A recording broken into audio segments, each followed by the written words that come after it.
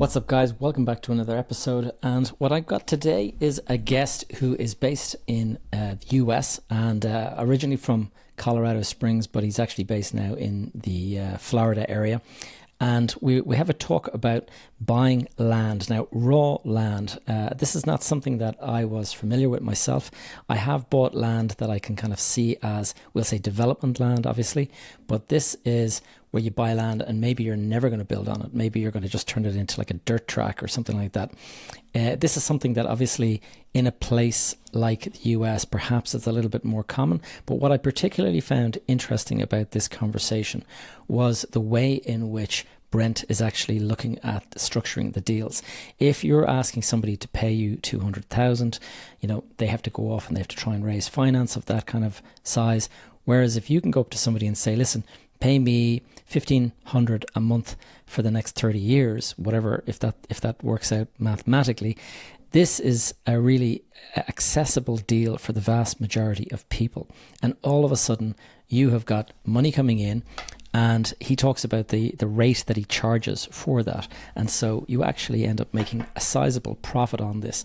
And if they stop paying, you just take the land back and then you can sell it to somebody else. So it is an interesting way. And just what I find interesting about this kind of deal is not so much necessarily the land itself, although that obviously every country will have its own pros and cons around doing that. And perhaps it's something that would work quite well in the location that you're listening from. But what's really interesting for me is just the payment structure and the fact that it lowers the barrier to entry, and therefore, even though somebody would pay you maybe much, much more over a long period of time, it actually it's accessible for them, and so they would do the deal because of the accessibility of the deal. So something to worth looking into and learning more about today. So without further ado, my conversation with Brent Bowers. Brent Bowers, welcome to the podcast. Hey, thanks for having me, Gavin. You're most welcome, Brent. You are based in Colorado Springs.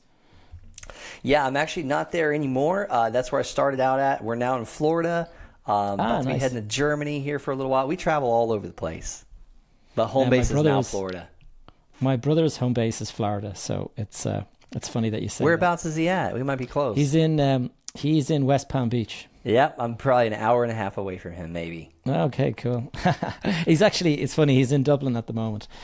He's been here for, his son, he brought his son over to visit the family and stuff like that, so they've been over here for a couple of weeks. But my mother-in-law just got back from Ireland. They flew out to Dublin as well. They spent 10 days out there. Absolutely loved it. Y'all's chocolate is really good. Really? Oh yeah, probably the Butlers. I think you probably were talking about. Butlers I didn't read the paper. Popular. I just ate it. It was really good. So tell us, Brent. There's people on this podcast all over the world. A lot of Irish sort of related people. So you'll have people in Australia and the US and all over the place. But a lot of Irish people. Can you tell us a little bit about yourself and what it is you do? Yeah, I'm pretty sure I got some Irish in me. I got a red beard and I love to fight. So no, it's a bad joke probably. But a little bit about me. I'm a husband, Christ follower, father of 3, happily married, have multiple businesses, love real estate. Came from very humble beginnings. Obviously, like most of the self-made people, and did some time in the military, 8.5 years in the military. Was able to get out of that military grind, working for the W-2 job, we call it in America, by selling vacant raw land. And I sold it on payments. I wanted to be the bank. I wanted to be the guy that got paid monthly for as long as possible on every deal so I can have financial freedom and time freedom and geography freedom. What does that mean is I wanted to be able to have enough money to pay my bills every month. I wanted to be financially set, and I wanted to be able to go anywhere I wanted to. My wife, I brought it up to my wife yesterday. Hey, we have a friend in Germany until the end of the month. We should go see him, and we'll be on a plane in 4 days to do it. I mean, cool. My mother's our salaried nanny. We keep her on payroll, so she doesn't have to have a job, and she can be available for us. And it's going to give us the opportunity to go and see some friends on the other side of the world, a place I missed. I was stationed in Germany for 3 years. I absolutely loved it when I was out there. So okay. I would have never been able to do that before becoming a land investor. Right. Yeah. There's it's great to have the bit of passive income. And it's interesting what you say about the fact that you take it on payments. So can you elaborate a bit more on that? Because there's a lot of people who would probably prefer to get a big chunk of money up front. Explain your strategy behind the payments. Yeah, everyone wants the big chunks of money until they stop coming in. So then they're like, I wish I would have sold some of these on payments so it can get me by a month or two while things are slow. So I think about how do I keep the lights on? How do I keep the house payment paid and the car payment paid and the food bill paid and the lawn service, the lawn man paid? And that's by selling as much of this land as possible and allowing people to pay me over a long period of time. It also allows me to make what we call interest. I make more money in interest, I believe, than I do on the actual markup of the land. So I don't mark the land up. I sell it for what it's worth, but I get land at discounts. Like I buy it at a discount. How am I getting it at a discount? I make so many offers every single day. 99.9% of people are going to say no to that offer. But that 0.1%, and it's actually higher than that, I would think. Well, actually, for a while there, it was actually 1%. But when I started going for bigger deals, it went below 1% of the acceptance rate. Because everyone asks, well, what's your response rate? I don't care.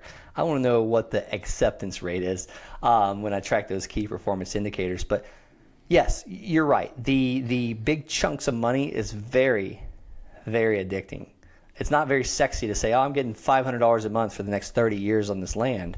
But when you look at what you will collect over 30 years' time and how much interest on a $200,000 mortgage, this is an exact example that I have. I have a piece of land that I sold for $225,000. I bought it for $150,000 US dollars. And let me tell you, this is not the first deal I did. The first several, I started out paying a couple hundred US dollar and selling them for $5,000 and $6,000 US dollars. So that was how I started. But going back to this $200,000 land deal, I collect $1,900 a month, a little over $1,947 a month for this parcel of land for the next 30 years. That's 360 payments. The guy paid me $25,000 down. I bought the land for $150,000. That included closing costs, title insurance fees, realtor fees, all the fees. And I didn't quite get all my money back out of it. I still have some money into it. I got $25,000 down. I get $1,900 a month. But if you look many years ago, this used to be the average mortgage. It's 6% interest, $200,000 at 6% interest. If you collect payments for the next 30 years, or let's just say you paid a mortgage of $200,000 at 6% interest for 30 years, you will pay back the bank over $247,000 in interest only, let alone the remaining $200,000 principal. So it's technically $427,000 over 30 years. Is that really 6%? No, it's just 6% of the balance you borrowed in the beginning is how much you pay each month, which is $1,200. Well, I like to sell land on 12% interest because I was like, I want to do twice as good as that, right? So I sold this parcel of land at 10.99% interest. The buyer was very sophisticated. He negotiated with me. I said, okay, let's just do it at 10.99. I was asking for 12. And I collect $1,900 a month plus on this thing. Over the last, how many months? I've collected over $17,000, and he's only paid down a few thousand in principal. He still owes me about $197,000, but he's paid me $17,000. The math doesn't compute, right? It's compounding interest. It's like a credit card. It's like credit card debt. Yeah, it's but it's I guess rather than asking somebody for 200,000, you're just saying give me 1,900 for the next 30 years, and exactly. That way, it's easier. It's easy to tolerate in a sense because it's a small upfront payment versus the big upfront. Exactly. And we do this with our homes. People mortgage their houses. They go to the bank and say, hey, can I please buy this house? And then they show them all this proof that they've got income. They're going to make income. And the bank's like, sure, we'll give you this loan. Of course you're giving them that loan because you're going to make back more than what you're lending them. And if they don't pay, they take the house from you. So I didn't create this. I just followed what the banks are doing. and sometimes people don't pay. So unfortunately, we have to take the land back. That's kind of the ugly part about this business, and it happens. And I don't sell all my land on mortgages. Sometimes people will just pay me cash because they've got access to lines of credit or they got access to cash, and I'll take that money and buy another parcel of land with it. And tell us this, Brent. I mean, this is perhaps something that's familiar to you, but to a lot of our listeners, this would be quite a new idea. Like, what is somebody doing with the land after they buy it from you? Yeah, all kinds of stuff. I've got some land that I own that I'm going to put some metal buildings on and rent those out to people that want to park equipment. I used to sell land to truck drivers because I've done land in many parts of the United States at this point. I started this in 2016, so I've had a little time to really do a lot of experiments with it. Not everything worked out, by the way. There was a lot of failure. I shouldn't say failure, but learning experiences. But you name it. Sometimes they build on it. Sometimes they farm on it. Sometimes they put cattle on it. I have another guy that built a dirt track out of it that he runs his four-wheelers, his quads, his dirt bikes on. All kinds of stuff. That one that I mentioned, that we had the $200,000 loan, that was in Florida. The guy's going to build a couple houses on that land. It's just taking him longer to do it than he planned. You name it. Sometimes they put a mobile home on it. And so park their RV. So if somebody was to buy, let's say, the 200,000 parcel of land in Florida, and they're going to build a couple of houses on it, they're building the houses and they're going to rent those houses out to somebody. They're not actually selling the houses, presumably, because it's sitting on land that you own. So yes, they can do that, and a lot of times they'll do.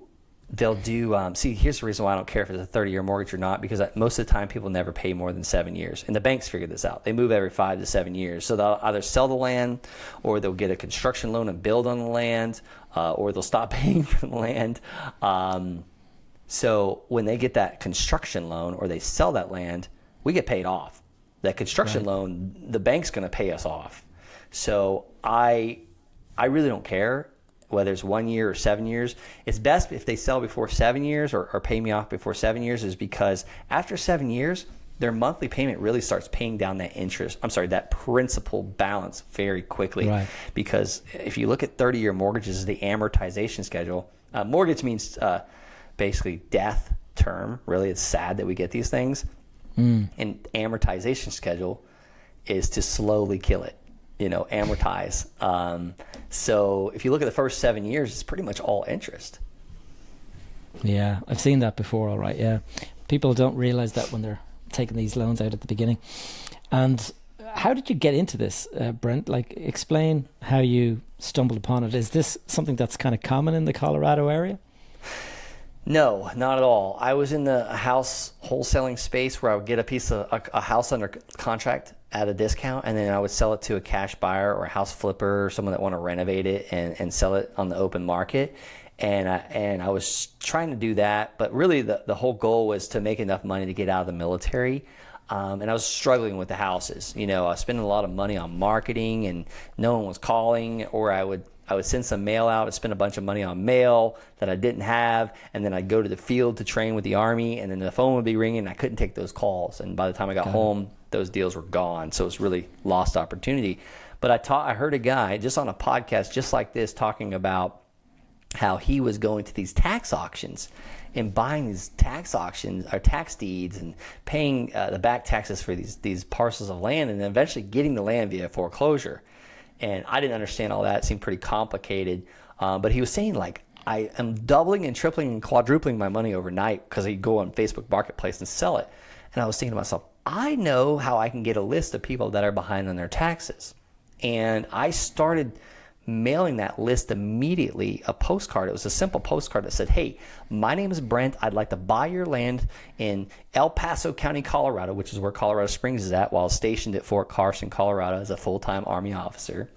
And guess what? My phone started ringing from people that were behind on their taxes. They were about to lose the land, or they hadn't paid the taxes for years, and they're just like, give me $100 and I'll take it. So I started buying this very inefficient, non-buildable, non-accessible, landlocked garbage land for like pennies on the dollar. And then I'd find someone that wanted to own a piece of American land. Like, I've sold to people that they're outside of the country, they're soldiers, they're in the military, They just wanted to own a piece of America, and I would sell it to them. And really the reason why I was seller financing is not because I'm a genius or I wanted to copycat the banks. It's because I was like, who would buy this garbage? Who would buy this land? So I would put it up for instance, the first parcel I bought was $285. I didn't know what it was worth, so I called a realtor and asked them what they would sell it for me. And she's like, yeah, maybe $10,000. I was like, what? Are you kidding me? Yeah. So we talked for a few minutes, and then she offered me $5,000 for the land. She was going to buy it. And I said, let's do it. So a week later, I got $5,000 check, and I paid the seller $285. So I netted over $4,500 on this land in like a week's time, and I had maybe 2 hours involved to go drive there and back to look at it. And it was fun. I'm like, we're looking at beautiful land and looking at the Pike National Forest and Palmer Lake, Colorado. But I had no time in this, and I just made the same amount of money that I make in the military, and it would take me like over 30 days of work. And then the second one, I thought it was even worse land because I couldn't access it legally. I had to go across the state park to get to the land. So I put it on Craigslist for exactly what I paid for it for $500. I bought it for $500 right next to Fort Carson, Colorado. Bought it for $500. So I put it on Craigslist. I put it on Craigslist with photos of the land for $500 down and $400 a month for a total of $5,000. And I sold it the next day. And I did that on seller financing because I didn't think anybody wanted that land. But I was like, well, maybe someone will pay payments for it. Because we're Americans. We pay payments for everything. That's interesting. So it's you kind of stumbled upon it. And it's funny that you say that because one of the things that I would always warn people of is that you don't want to be buying a piece of land that doesn't have a great deal of utility, or that it's landlocked, or that there's some imperfection in the title or whatever it is. But you're saying that, you know, people just want a piece of America or something like that, and they'll just buy something because it's not expensive. You're right. And what you said, the landlocked, I own 4 acres of land. You can't do anything with it. You can't build houses on it because it was actually a mistake. I thought you could. I was like, this is a no-brainer. I'm gonna double my money. I bought it for $115,000. I should have been able to sell it for $250,000 all day long. Until this catch happened. I had legal ingress, egress, access is legal, but the county wanted me to build asphalt roads, even though everyone else is on dirt roads in that area. But emergency services, blah, blah, blah. So I said, oh my God, by the time I put in asphalt roads, that'll cost more than the houses. I won't make a single penny. I'll lose money. But I might have a little loophole that we figured out is we're going for a zoning change because it's an agricultural area, and we're going to build 4 steel buildings on it, four barns basically, real simple. And now we could sell these for about $130,000 each with the land, and it costs $40,000 per barn. So we're looking at something that was worthless land.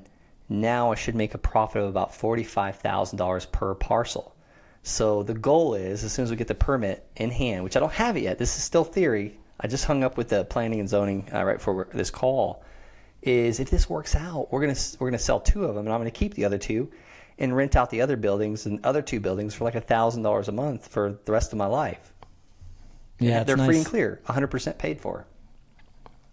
Nice, yeah. It's like free money basically for the next 30 years or whatever, even longer. God willing, and it came from a mistake, you know. Yeah, error.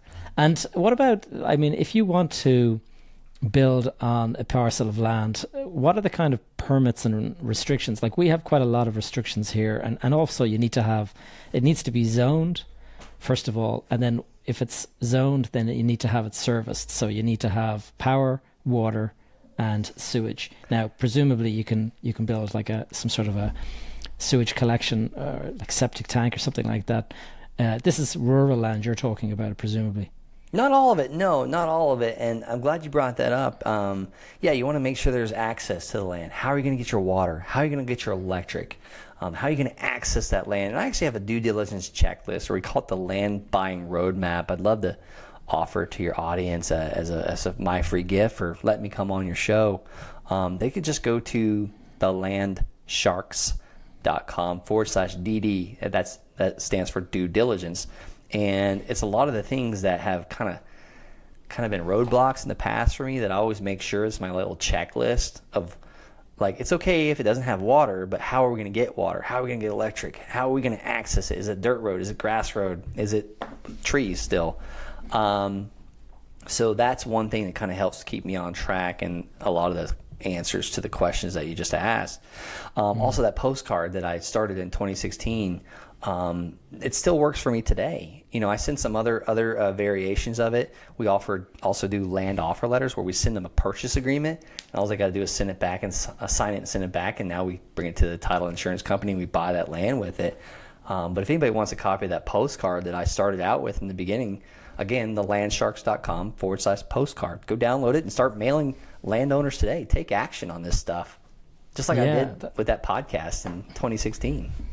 That's really interesting. And tell me this: the guys that are buying the land, like, how do you put a value on it? First of all, like, if you're sending out like a postcard that is in effect a contract, and all you have to do is sign and send it back, how do you put a value on it? Yeah, I used to make it up. I used to just make it up, but that only lasts so long. Now I look at what other parcels of land are selling for in that community, in that area, and I try and base it on apple-to-apple comparison, and that's how we I actually teach people how to do this as well. I really enjoy doing it. I can only teach a few people a month, but I break it down, how I find demand, because I used to go out and create demand, which is a lot harder to do, to create demand for something than it is to just fill a demand. It's like if I invented something to replace the French fry. I don't know if anybody wants that, but if I know people like French fries, I can just go buy a McDonald's and I'm gonna feel the demand. But so we see where land is selling in the past, and we just assume there's still going to be demand for it. So we price that land out in that area, and then we build something called a land offer letter. I call it the LOL. Because every time I get a land offer letter back, we laugh out loud because we just made money. Of course. Another download. If anybody wants to download, they want a copy of it, just go to the landsharks.com/LOL. And if you send out, if the land's worth, $25,000 and you send out an offer for $12,000, you just got a beautiful piece of land under contract for 50 cents on the dollar. You got the asset under contract for 50 cents on the dollar. You could sell that contract to a builder or someone that wants to buy that land for, say, I don't know, $14,000. Make a quick $2,000 on just a piece of paper. Yeah, I can see. I mean, it's a numbers game at that stage, isn't it? It's just see what you can do. And have you got like land in your possession that you're finding hard to sell or that you're struggling to shift? Yeah, it happens. When you buy enough of it, you're going to find little things that, like, wow, I didn't think about this. There was one parcel, I was having a hard time selling it. It was out in Colorado as well, and everyone's like, no, you can't get a well permit. You cannot drill a well here. You can't get a permit. They're not giving any more taps out. So I was like, man, what the world? I thought I got a great deal on this land. I paid $7,000 for it, and I went to the county. I'm sorry, not the county, but the state water department. It's like coloradowater.gov, and I purchased a well permit for $100, and it solved all my problems. I posted it with the well permit and showed people that you can get access to it, and I sold it for $40,000. $40,000 on payments to a couple that I couldn't speak their language and they couldn't speak mine. They spoke Spanish, I spoke English. I speak English. They just paid it off this month. Oh wow, that's cool. So, I can see, it's funny, I've had another guest on who does seller finance and stuff, and he was explaining exactly that you can sell something for a much higher theoretical price if it's payments, because people don't register it the same way. Like if I want to sell if my home is worth 200,000 and I want to sell it for $1 million, it's unlikely anyone's going to give you $1 million. But if you say, give me $2 a week for the next 60 years, and assuming it adds up to $1 million or whatever, they'd be happy to do that. It's kind of like, because it's a micro payment, and so it's of easier. Yeah, that's so interesting. And over time, it'll grow in value as well. Oh my goodness, yeah, absolutely. I mean, think about it, Gavin. I can sell you. I mean, would you? Let me ask you a question. Would you buy my $200,000 house? It's worth $200,000. It's $200,000. It's a beautiful house. It's brand new. It's got beautiful trees. It's got a swing set out front. Would you pay me $427 for it? Not today. Heck no. But what if I let you make payments to me for $1,200 a month for the next 360 months? Yeah. Most people will, and that's going to equal 427 grand, and that's a 6% interest rate. That's actually cheaper than the interest rate you can get right now. I can see why people would do that, like, because it's accessible. It's like, it's 1,200. Also, you don't have to, like, what kind of due diligence do you do on the purchaser in that situation? For the land or the house? For the purchaser, like, if somebody is saying, yeah, I'll give you 1,200 a month, do you need to do background checks on them that they can? Oh, great question. No, usually not. If they can come up with the down payment, the 25 or whatever, yeah. And I always try and do the down payment much larger than the monthly payment, because that's a good indicator. If they can come up with 25,000, hopefully they can come up with 1,900 a month. Yeah. And if they don't, then you start the process of repossession, I presume. Yeah, either foreclosure or a cancellation of contract for deed.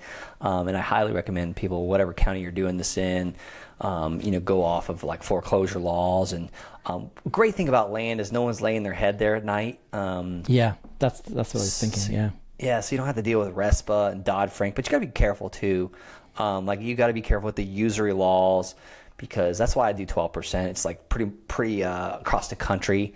We can get away with 12% and not have to deal with usury. So you want to just be very careful. Like, we don't take advantage. Like, if someone lost their job, I'll pause their payments for 3 months.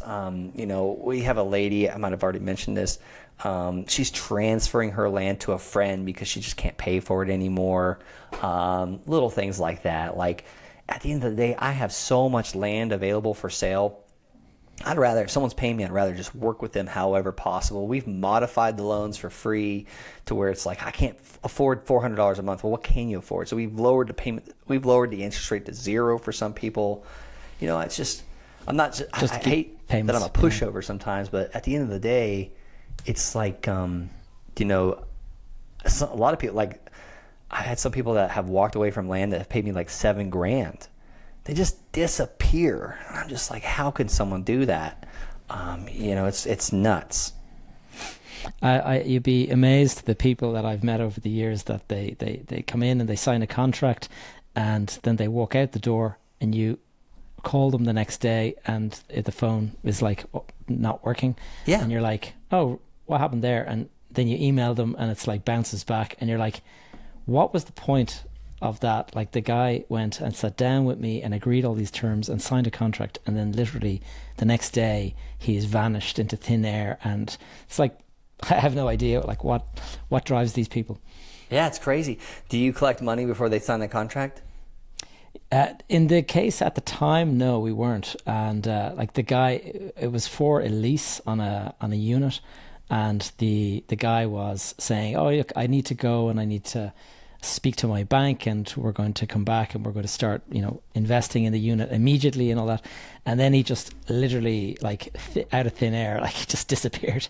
And you're kind of like, I expected at least for it to last 24 hours, like, like the fact that he didn't even last that long. I've had girlfriends do that to me as well. No, tell us, Brent, if you were to compare land with houses, you said that you used to do wholesaling and stuff like that. Like, how do the two compare? Yeah, land is so much easier. That houses, there's a lot of emotional baggage. People raise their families there. People have died in there, lived in there, and we think about our houses as our biggest investments. I know Robert Kiyosaki disagrees with this, but people think about, well, my house is an investment, so I paid $400,000 for it, or I paid $100,000 for it. I should get more. A lot of people, when they sell land, they don't think of it like that. They think, oh, that's just, it's not really good investment. It's not paying me any money. I've been paying all these taxes. A lot of times they just want to recover what they paid in back taxes. Right. They've never lived there. They've never raised their family there. They've never stepped foot on it a lot of times. They inherited it from Uncle Bob, and Uncle Bob was a jerk. So, things like that. So I think housing is a lot more emotional attachment than a piece of land. Yeah, that's true. And then you also don't have if somebody isn't paying you, you don't have to go through the eviction laws and all that kind of stuff where you're turfing out people that maybe become homeless or something. Yeah, and I don't know if I could ever kick out a family on the street and children. Like, No chance. there's a reason why I don't have house rentals. I won't buy any more house rentals. I have quite a few house rentals, and thank God that day has never come. I hope it never does. I hope I never have to deal with that. But land, I can relate. Yeah, you don't need that kind of grief in your life. And tell us, Brent, in terms of a transition from the military into just sort of civilian life and stuff like that, how did you find that transition? Amazing.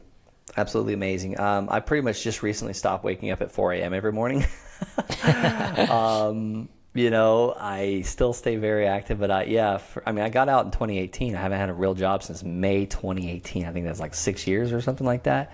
But yeah, I just stayed very disciplined, and I probably work a lot more now and a lot harder now than I did in the military because I really enjoy what I'm doing. It's already 4 o'clock my time, and the day has flown by. In the military, I remember counting the minutes so I can go home, on deployment or field training, so yeah. But tell me, what I'd love to know though is in terms of, like, obviously serving your country, and there's a lot of that aspect to it, but in terms of the reason that you joined the military, can you talk about like the mindset, like what drove that decision to join in the first place? Yeah, I had a huge problem. I've always been a business owner. I've always been an entrepreneur, love sales. But in 2008, I had my real estate license, and I was in West Palm Beach, Florida, by the way, getting my butt handed to me, basically. I had to move in with my in-laws, couldn't afford our rent, had to break lease, ended up ruining my credit, breaking lease, by the way. Be very careful about that. I couldn't afford my bills. I went from a business owner, owned a house, a rental property, never lost it, to asking if I can move in with my in-laws, me and my wife, on a 900 square foot house, 1 bathroom, 2 bedrooms. It was just embarrassing. So I really looked up to my now ex-wife, her grandpa, and I looked up to him because he was a businessman, and he said, join the military, join the Air Force. You can do 20 years and retire. You can get a whole new start. You can go back to school. You can go to college. You can restart everything. So basically I said, you know what? I'd like a clean start. So I went to the Air Force recruiter, and unfortunately they wouldn't take me. And I'm coachable, as you heard on that podcast. So they said, go next door to the Army. They'll take anybody. And I said, sure, let's do it. So I went to basic training, then AIT, then they shipped me off to Germany, me, my wife, and my dog. And then I deployed to Afghanistan a couple months later for 1 year in Afghanistan. Was home a year and then gone another. And what's it like to be deployed? Is that, do you feel a sense of concern going off to an active zone, or is it something that you kind of, this is what I expect? Yeah, it was freaking scary at first. I remember getting off the C-130. I could feel the heat on my back from the jet engines, and no one could hear anybody, but I could smell this jet fuel. And we walk off the back, and we get away from the engines, and I asked my boss, I said, hey, when's the training start? And he goes, the training's effing over. This is the real deal. And I remember, I'll never forget that. And I was like, oh my God. But it was a blast. I had a great time. I had a bunch of friends. We lost friends. It was sad times. It was good times. What a lot. And did you see action in that time there? Yeah. So our job was, I was a radio guy. So basically my job was to make sure the radios talked in all the trucks. I had about 40 trucks that I was in charge of, and made sure the computers could compute and the printers could print. We had what's called a battle station. Basically, we called it a talk, but I was attached to combat engineers. So the job was to clear the roads from the IEDs, the mines and whatnot. So they get blown up all the time. I never got blown up, thank God. I got to ride down the road. Sometimes it was a little intense, like, we're gonna get blown up today. But yeah, we got to see some stuff. Yeah. And so coming back then to civilian life, it's a big transition. Did you find that you missed it at all, or the action and stuff? Or I absolutely miss it. Yeah, absolutely miss it. So I work from home now.